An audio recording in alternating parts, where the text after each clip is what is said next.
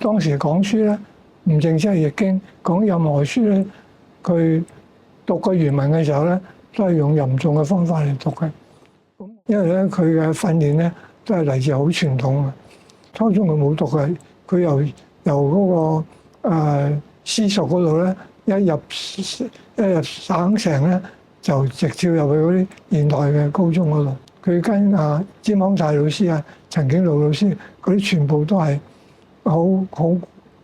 以前好古代嗰啲老師嗰種教授方法。但係老師一樣最難得嘅就係佢雖然用嗰傳統嘅方法，但係如果傳統又真係好有學問嘅話咧，係唔會覺得悶喎上堂，即係唔使好似今日西方呢個教育咧係要互動嘅喎。